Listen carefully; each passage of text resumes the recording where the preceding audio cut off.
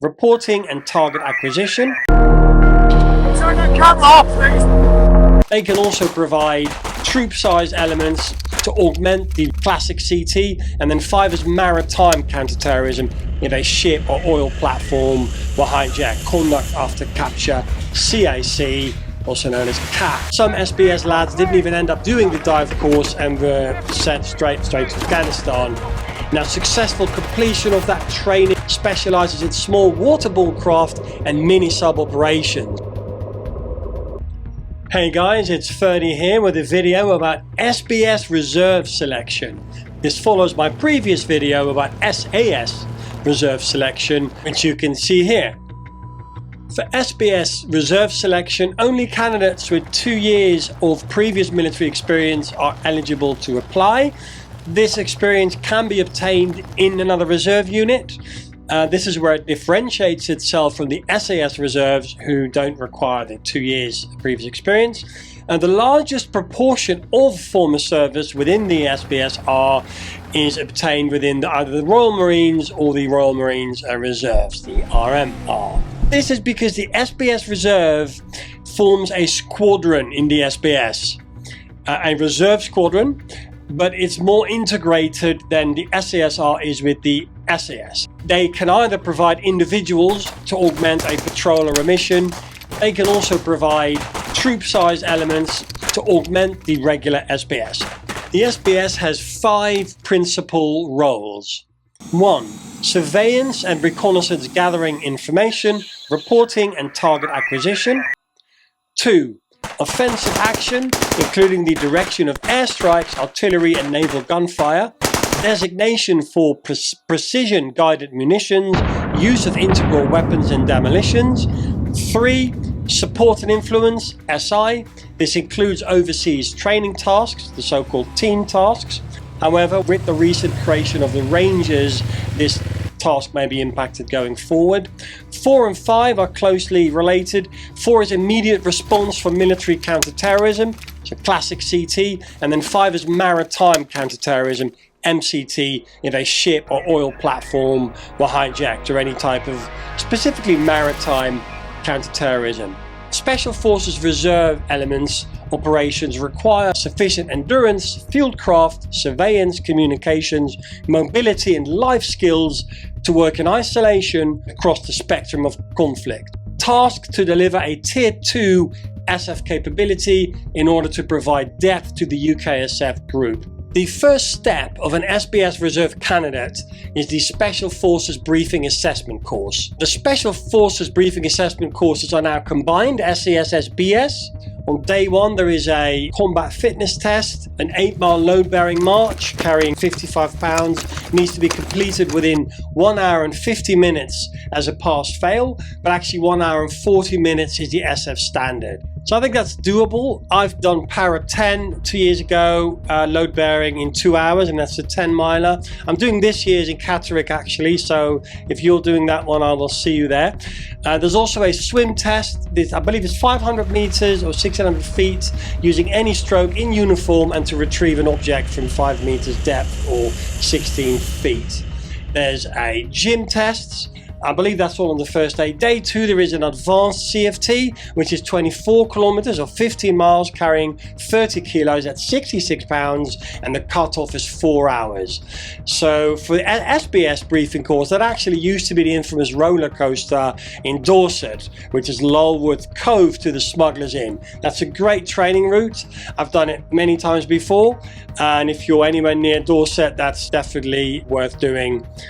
I don't know what the route is these days, but it'll be somewhere near Sennybridge. It's not the fan dance because that's for actual selection. Right, Aptitude. After the SF back, candidates obviously progress to Aptitude. Now, it's no secret that a significant amount of time during Aptitude is spent on one's feet carrying heavy loads at speed over arduous mountainous terrain. It is determination and commitment that sets the successful candidate aside from others. I remember when I was doing a civilian version of endurance, to be clear, that cannot be compared to actual endurance. It's a lower standard. in terms of both timing and the weight that I carried. It was load bearing, but I didn't carry 55 pounds plus a weapon. I carried around 35 pounds. As we approached the halfway point, there was a suggestion that we were being too slow and that we actually weren't going to make the halfway point cutoff, where some people were deemed unable to complete within the 24 hours, which was our generous time limit. In actual selection, it's lower. And I actually tried to stay away from the groups where that rumour was going round. I did guided version, by the way, so not self-nav, which is why we were in a group.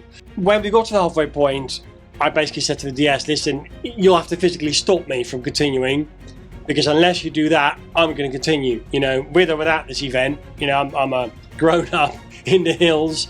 I've got everything I need on me. I'm just going to keep walking, you know, with or without this event.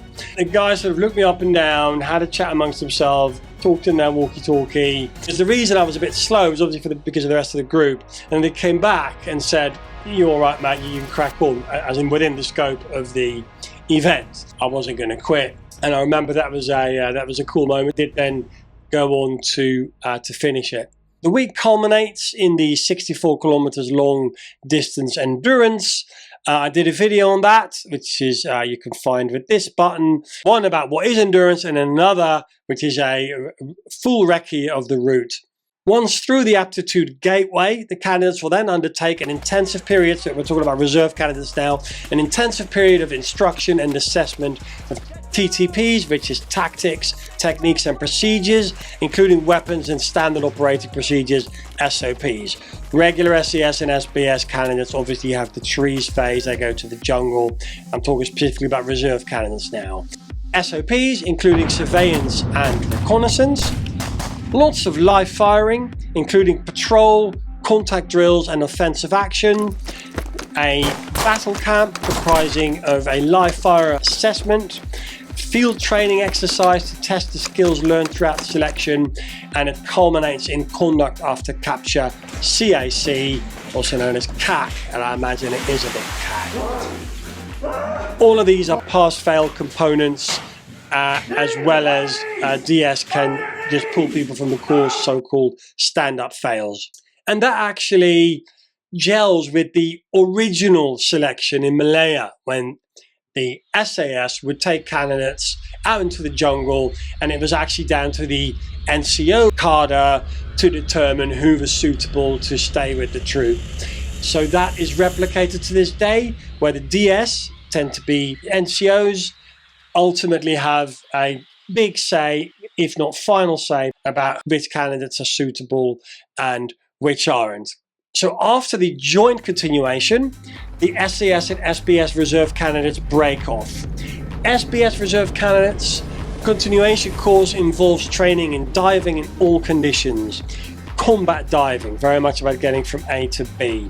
Some underwater sabotage, canoeing over long distances, difficult conditions, drills for capsizing, walking with the canoe and kit over miles. So a canoe weighs 110 pounds, you carry that with 2 people, plus backpack and equipment. That means each person is carrying about 200 pounds. And I've been told that you could be walking over 15 miles. This is so heavy that you wouldn't even be able to stand up. So this is where they have to help each other even get on their feet. Any man that has reached this stage of selection is technically in the SBS, so they'll get badged, but is considered under probation and subject to being RTU'd if he fails to measure up. And there was a big push around land warfare during GWOT, the Global War on Terror, to the point where some SBS lads didn't even end up doing the dive course and were sent straight into Afghanistan. Now, successful completion of that training will lead the candidate to serve within UKSF Reserves, SBS Reserves, and the opportunity to participate in operations. Now, the structure of the SBS is as follows: C Squadron, M Squadron, S Squadron specialises in small waterborne craft and mini-sub operations. These swimmer delivery vehicles, SDVs, are known as SDV Troop. They use the Mark 11 SWIX SWCS SDVs, the mini-sub shallow water combat submersible. So a lot of abbreviations here. It's exactly what the Navy SEALs use, and they've got an SDV Troop, the SDVT SEAL Delivery Vehicle Teams. They operate out of Little Creek, Virginia, and the other one in Hawaii. The SBS SDV team is a bit less glamorous. They operate out of Hamworthy in Poole. I know which one I'd prefer. An alternative to SDV's delivery is dry deck shelters, DDS, which is the outside of a submarine pressurized cabin. Divers can lock in and out of those. They were developed by the SBS in the 80s. They pioneered this, actually. There's a great book by Duncan Falconer, and he's got a few anecdotes in his book, First Into Action, a dramatic personal account of life inside the SBS. That is a great book, a surprisingly funny book. I really recommend it. It spans the late 70s, early 80s. The audiobook is also great. He's got a great speaking voice. I just found myself laughing out loud more than once. Lots of Northern Ireland stories as well, because he did a lot of service within the 14-inch. Anyway, back to the squadrons we're talking about. There's a squadron called X Squadron. I don't know what they do, but I imagine it's land warfare. If you know and it's not classified, let me know in the comments. So in summary, the differences between the SASR and SBSR is the requirement of having 2 years prior military service. The continuation at SBSR includes swimmer canoeist competencies, which suggests physical demands on candidates are even higher than the SAS. And the SBSR is closer to its UKSF counterpart, SBS, compared to the SAS, because they are a regiment within the SBSR. Turn the camera off, please. The SBS have significantly more Royal Marines, so that will impact culture. Royal Marines have been an expeditionary force for centuries, hundreds of years of generations training the next generation, passing down experiences and training down through history. A direct line back to 1664, 359 years ago. It'll be 360 in October. They seem less focused on external validation and more towards gaining the respect of their peers, and their only peers are other Royal Marines. SF operate in the shadows, so because the SAS takes all the media attention, it allows the SBS to operate in the shadows a bit more and be those silent professionals. I really noticed it. It was a lot harder getting any information. I actually ended up speaking to quite a few badged SAS Reserve folks, but I've never knowingly spoken to any badged SBSR person. I've been told after the fact that I'd spoken with one. There was absolutely nothing that he said, or nothing to suggest his previous service. That's because that person doesn't care about my or the public's validation. They, I believe, still are those true silent professionals. Right, that concludes the video.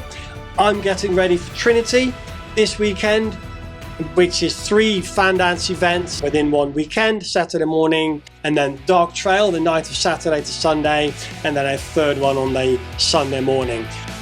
If you're there as well, then I shall see you in the hills.